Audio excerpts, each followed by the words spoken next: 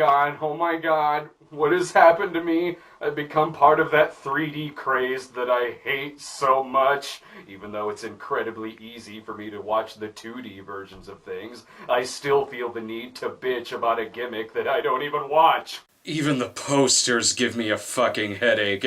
Wait, no, not this era of 3D. I'm talking about the early 80s 3D craze. The most memorable instances, of course, being Space Hunter, Adventures in the Forbidden Zone, and The Man Who Wasn't There. You hear that? Not even the Coen brothers could escape the 3D boom. But with this high-tech camera work, people on YouTube can stop complaining to me about the quality of my videos, and instead they can complain that the video's not in 2D. Speaking of which, will there be a 2D version of this episode? Nope! Nope, nope, nope, nope, nope. That's a whole lot of nope! After years of living with the 2D version on VHS, look at that, that's not even piercing the box's skin, let alone my own. Friday the 13th Part 3 in 3D existed in a Japanese 3D Laserdisc conversion, but then was finally given to us in a proper deluxe edition 3D DVD, released from Paramount. See? You can tell it's in 3D because of its holographic cover. Oh wait, that might be hard to see on here. Here, let me help you out. This is what it's doing. And it comes with not one, but 2 pairs of 3D glasses. Who cares about your third friend anyway? He sucks. I only have 1 pair of special 3D glasses, largely because I'm very, very lonely. The opening reminds you that the film is rated R. I would say, what the fuck else would it be rated? But nowadays it's kind of a crapshoot. What a coincidence. It's a Jason Inc. production. The Michael Myers Inc. people wanted no part of this. Funny too how it's called Jason Inc. on the one Friday the 13th film where, aside from stock footage, no one calls him Jason. Speaking of, I guess there's no need for you to watch the second one now, because the opening of this film completely spoils it for you. Ooh, does this mean I get to repeat my jokes from the second movie? I better not do that. The jokes won't make any sense now, being in 3D and all. So let's stray away those old jokes.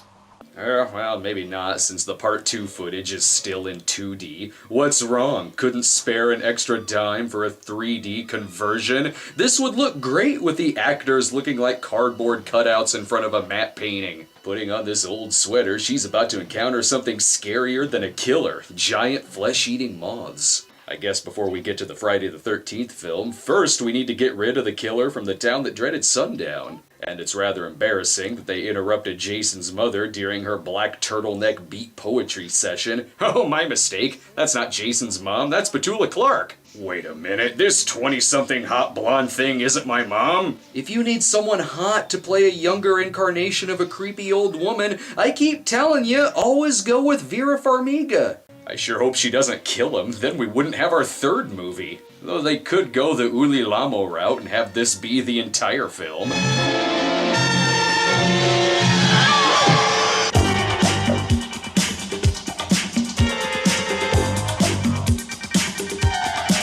Well, that's it. What the fuck was the 3D? I'm gonna point at you to let you know how serious I am right now. Of course, that's not it, but these rude assholes leave without even cleaning up the place. Ah, new footage. You can tell because the actor is much taller and lankier. And did this happen before or after he jumps through the window at her? They kinda leave that part out of the recap. Originally, at the end of Part 2, Jason's mom's eyes were supposed to open, but it was deemed too stupid. I'm glad this one goes the more realistic route by having opening credits pop out of her eyes.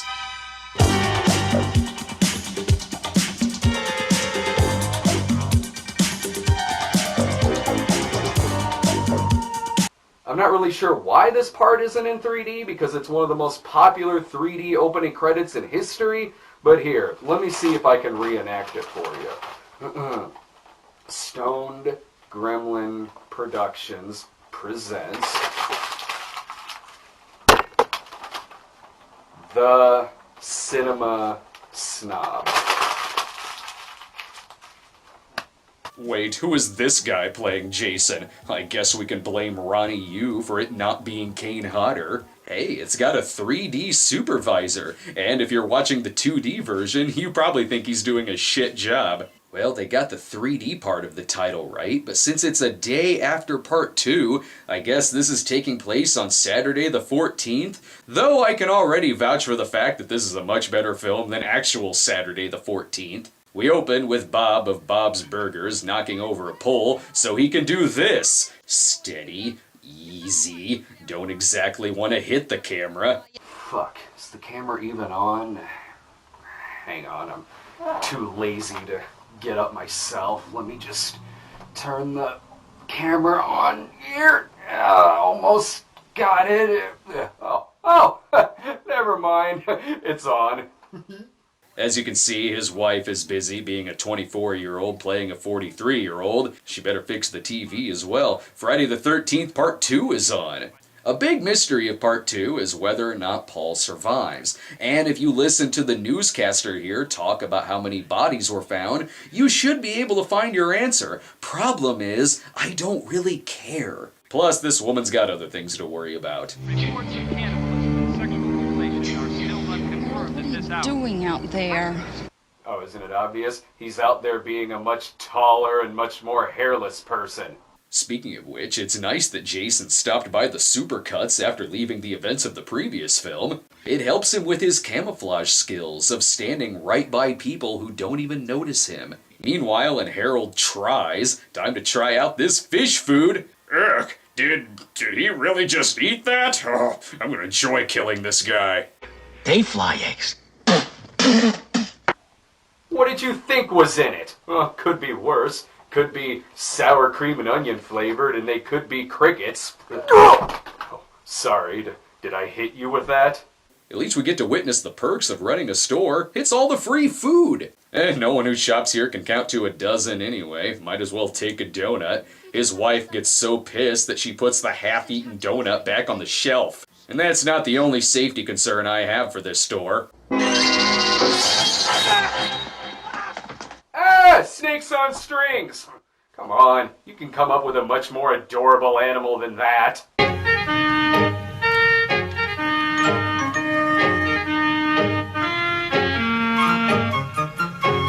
Now for something that's far less adorable.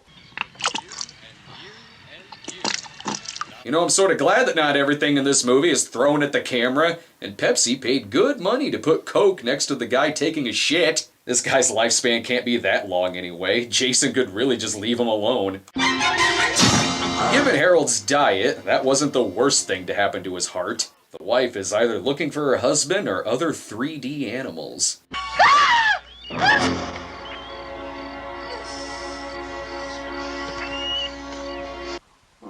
Slightly more adorable, but nothing's beat 3D Lloyd yet.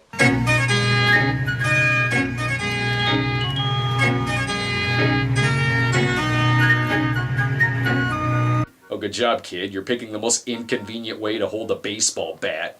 Hang on, I gotta set up this tripod. I'm totally setting up this tripod, you guys. Can't you tell I'm setting up this tripod? Alright. Oh, shit, it fell. Dana Kimmel is here to be your Linda Blair for the evening. Sex, sex, sex. You guys are getting boring, you know that?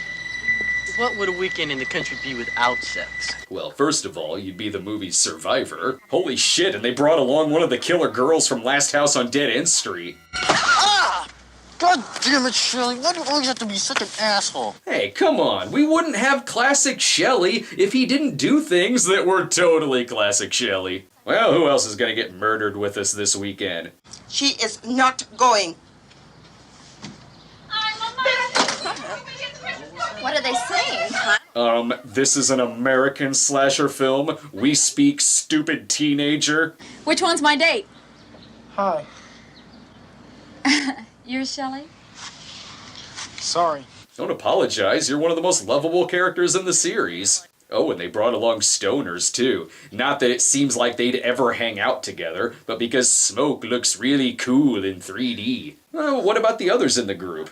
We would have been there already if some people didn't have to go to the bathroom every 5 minutes. That's what happens when you're pregnant. She's pregnant? Well, thanks, movie. Now I know that she's gonna survive. Oh, wait, this is an 80s slasher film. She is so dead. Hey, let's share the wealth with those less fortunate up front here, huh? Well, don't mind if I do. Oh, foiled by 3D again. There's no actual pot there. Well, no matter. I guess you can have some of mine. Oh snap, it's cops. Best destroy the weed by eating every last ounce of it. Better than any food that you're gonna get at Harold's.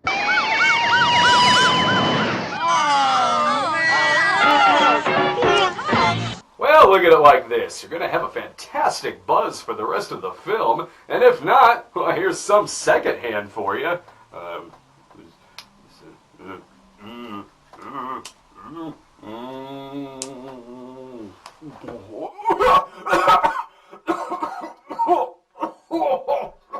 Vapors. If she looks confused, it's because she's wondering why they're still letting folks camp in an area where nearly a dozen people were just murdered. Hey, kiddo, don't let your imagination run away with you. It's not your imagination. This campground is a slaughterhouse. And since they killed off Crazy Ralph in the last film, they need some other drunken wacko to warn them away. Sure, if this guy talked to them without being a lunatic, that might help. But since the fucking meat wagon didn't give them the hint to stay away, I don't think anything this guy does would have helped. I have warned thee. An eyeball? What? Take it down a notch by holding this up to the camera. See? That's my poo. It's to warn you that your cabin may smell like shit. Good to know Higgins let them borrow the place while he's on vacation with Magnum. Oh no, it's foreshadowing slasher movie cliches. The sinister music kicks in because is that a statue of a dog giving a guy head? And now we have another person to take advantage of someone's blind spots. Oh, you scared me, dad boyfriend. Did I do something wrong? Either than the play rape, you mean? This is Rick, an on-again, off-again romantic interest for Chris. Hello, Rick. How are you? Chemistry! You can tell by how well they flirt. I think you've gained some weight since last summer. I called you fat. Shelley, however, is busy siphoning all the THC out of the van's sweet shag carpeting walls. But there's pointless work to be done. Chris, I don't understand why you guys have so much hay. You don't even have any horses, and you never did. It's because the budget afforded hay but not horses. Plus, hay is easier to swing at the camera. You realize, of course, that I gave up an opportunity to spend the weekend with Mary Jo Conrad for this. What? You mean you gave up banging someone else for me? That's so asshole romantic! The next bit is really suspenseful for those in the audience unaware of slasher movie structure and gotcha moments. Don't move him! And thus Punked was born. They once tried this on Zach Braff, but he ended up punching a baby. They're so pissed off at Shelley that even Herbie the Love Bug is leaving. What's wrong? It's that creep Shelley. What a sick sense of humor. Why even invite Shelley if you're gonna be pissed at him for, again, being classic Shelley? Relax. Enjoy the weekend. Nothing's gonna happen to you when we're all here together. Tell that to the people in the morgue. Well, when the movie isn't literally throwing more money at the screen, we finally establish that Crystal Lake is in New Jersey.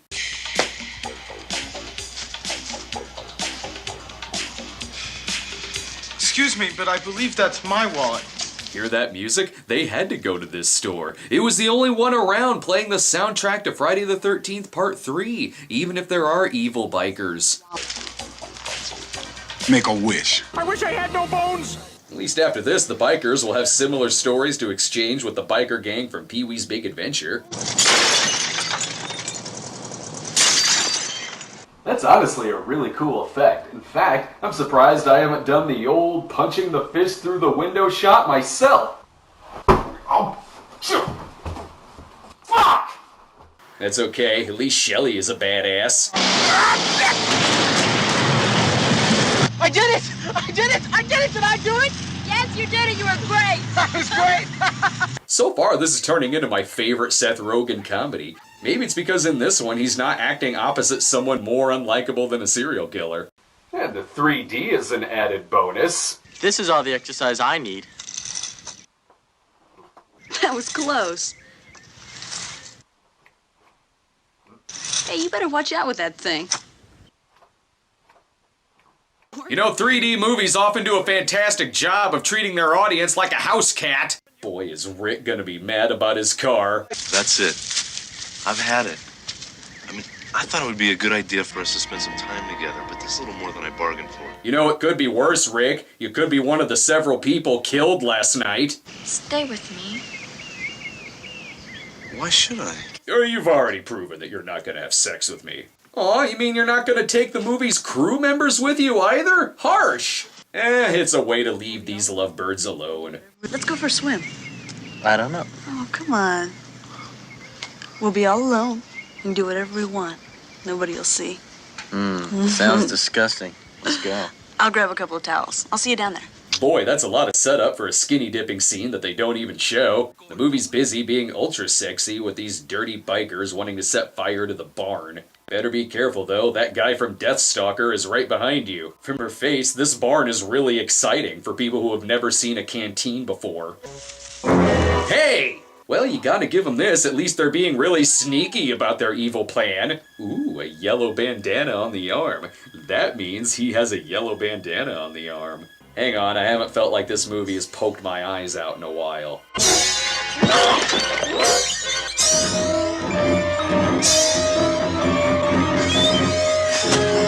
You know it's an 80s 3D movie because they're pointing stuff at the camera, unlike the current trend of 3D horror films, where they throw stuff away from the camera in a pitch black room. If that sounds stupid, it's because those movies are made by very stupid people.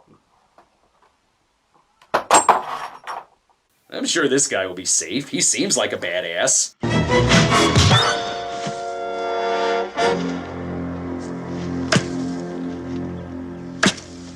Now, I know you may think it's racist that the two black characters in the movie were killed off within minutes, but it's totally not racist. They were evil. Hey, that sounded kind of bad, too. 3D! Hey, they're done skinny dipping. Sure wish I could have seen that. Here, let me reenact for you what you may have missed. 3D boobies. Ah, so romantic. Right next to the sewage drain out. You know, I don't think I could live anywhere else. The nights are always so peaceful and quiet here. Except, you know, when something like this happens. Fuck it though, not enough 3D in this scene. We haven't done juggling yet. You give up? Why didn't I think of juggling either? Oh, this is gonna be so much fun. I don't have any fruit, but I have big Texas cinnamon rolls. Alright, there we go. Whoop, whoop, whoop. I can't juggle. Andy, I can think of much better things for you to be doing with your hands. If you didn't show the 3D skinny dipping, I doubt you'll show the 3D fingering. You really are very good at that. Stealing scenes from the movie? Yes, I know. Now it's time to lay on that Shelley charm. I like you a lot. I was thinking that maybe, we could... I don't think so.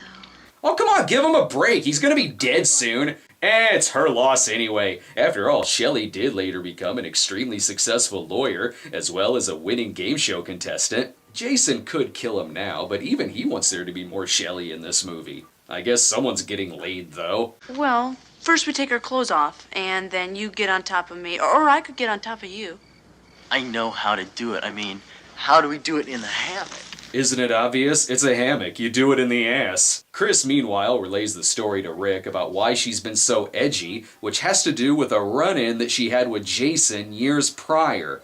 Over the years, we've seen Jason be short, tall, a child, a subhumanoid, but in this one, he's just a flat-out rapist. Seriously, movie, you're getting your Mother's Day into my Friday the 13th. And I bet this makes Rick feel like an asshole for doing this earlier. And if this happened 2 years ago, then I guess this look for Jason was just a quick phase. Chris seems to be okay now, but surely that strange man has nothing to do with the murderous, deformed lunatic the cops are looking for. Oh, forgot about Cheech and Lady Chong. What is it with this movie and short, hairy guys taking a shit? Well, you can't blame me for that. After all, I did warn thee! Uh-oh, now the stoners are out to give Shelley a little scare. Too bad he wasn't there, because that totally would have scared him. Idiots. You need to scare him with one of these dollar store ninja blow dart guns. Load up another one of these.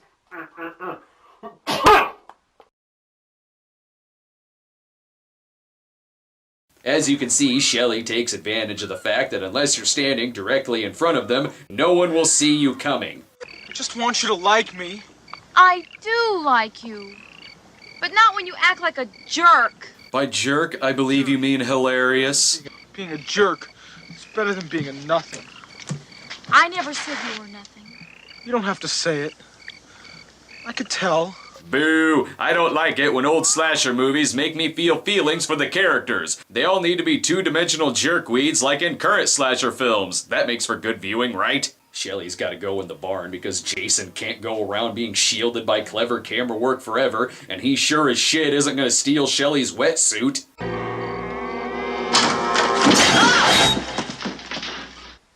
Okay, Jason or no Jason, why was that there? Ah!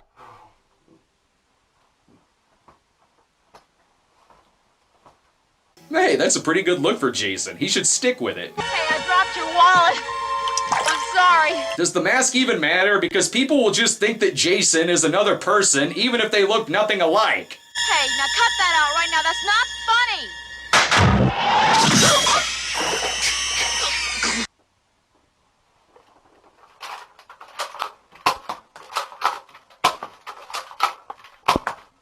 Oddly enough, Andy here was also thinking about Vera getting penetrated in the eye. To be fair to Jason, though, wouldn't you kill this guy too? Lesson learned, always walk on your feet. Fine place to put nudity, right after the guy was chopped in half. Meanwhile, Debbie is reading up on whether the next Friday the 13th film really will be the final chapter. Plus, this article appears to be rather insensitive.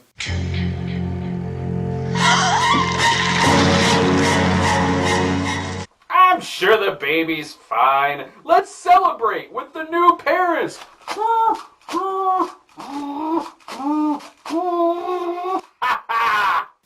Debbie still has a fine TV career ahead of her. Good morning, I'm Farland Chen. And I'm Tracy Savage. The knife in her back also works as the weatherman. Forecast in this movie, however, is popcorn.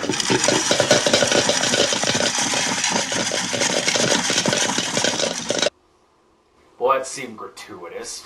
I know I could top that one.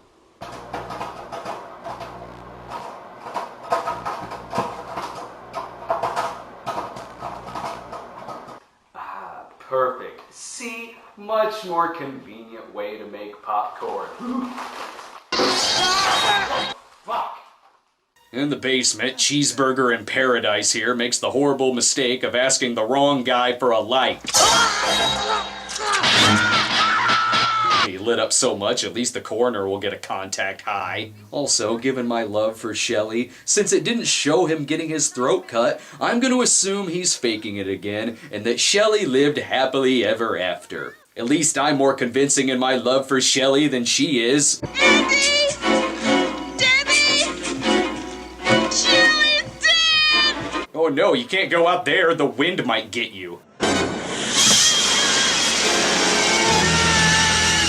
I don't believe she's dead either, not because I like the character, but because the performance was subpar. Maybe with the sweater on, Jason will think that Rick is his mom. The burnt popcorn makes me glad this isn't also in Smell-O-Vision. Then again, if it was anything like the Spy Kids Smell-O-Vision, it'll just smell like cardboard. Things in the cabin really do seem weird. Everything has a red and blue tint to it. I think Jason is doing Chris a favor here by keeping Rick from saying another stupid line. Now Crazy Ralph II can have a spare eyeball to scare teenagers away. Not that this character ever came back in future movies. And if this movie's to be believed, everyone is made of string and wires. Did I say string? Whoa, don't mind if I do. Whoa, whoa, whoa. Oh, careful. It's very toxic. Hey, I was wrong. Yellow bandana means he's hung like a tree. Just think, right now Amy Steele is resting comfortably in a hospital bed, thanking God she's not going through this shit again. Holy shit, Jason hated Rick so much that he killed him twice. Personally, I think this is also very insensitive. You know Jason can't read. Even though she's dead, Debbie does help Chris out a little bit. If this were a Joe D'Amato film, there'd probably be a fetus attached to that knife. But since this is early in the series, Jason actually does feel quite a bit of pain. We throwing shit at the camera again? Oh boy! Oh. I've lost track of how many people I've killed on this show. At least with that mask, Jason has an excuse for not having good peripheral vision. And does this kind of count as a rape revenge film? Rape revenge! If you think that's normally an awkward thing to say, try saying it in 3D! They were smart enough to load the van with extra gas, but damn you foreshadowing, if you hadn't shown this earlier, she easily could have made it across that bridge. Might as well hide out in the barn, nothing bad has happened in there so far. All Jason is searching for, as long as she lays perfectly still, oh, for fuck's sake, really? The only way this could possibly be happening is if she's intentionally doing it herself because she wants to get killed. Boy, putting this haystack over the opening really slowed him down. Shovel, however, is much better at slowing him down. And now it's time to dispense some Old West justice.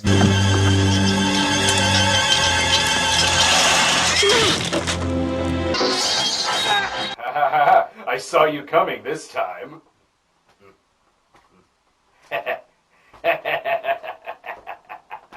But now Chris figures out something that we thought she already knew. You're just now figuring out that Sans Mask, this tall brute who looks and dresses just like the one who attacked you, is the same person? I guess we're done with the other deaths in the film. That guy's still alive. We gotta bring the bubbles back to celebrate. Well, at least for a couple more seconds he was still alive. You gotta give it to this Jason death. Future movies may have retconned Jason's height, clothing, backstory, and powers, but they all managed to remember to put an axe mark in his mask. You'd think Chris would find a way to the police, but nope, she sleeps in a canoe for no other reason than Alice did it in the first movie. Although Alice didn't daydream that Pluto from Hills Have Eyes was chasing her, and this is slightly different.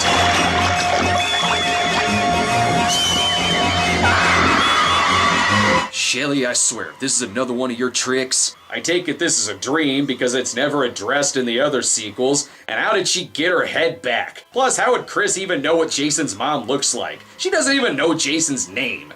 Are the police gonna answer this for me?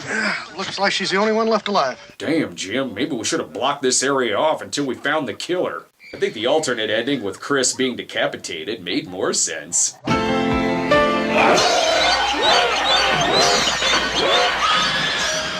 And the scene was guest directed by F.W. Murnau. No matter, Jason had better wake up soon because tomorrow Crispin Glover and Lawrence Monason will be in town for a wicked house party. Until Freddy vs. Jason in 2003, Friday the 13th Part 3 was the most successful sequel in the franchise, bringing in $36 million against a $2.5 million budget. The quiet shot of the lake, slightly filthier in this movie, was to signify the end of the series, but it was such a success at the box office that another sequel was granted, and as we all know, that one was the final film in the series. Well, I should probably wrap this up, because I'm sure you've taken enough ibuprofen to kill any slasher movie killer. So I'll just calmly sit back and enjoy a nice soda.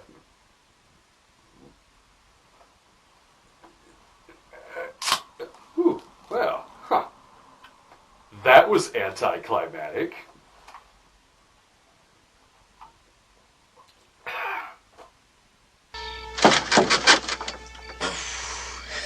heavy shit.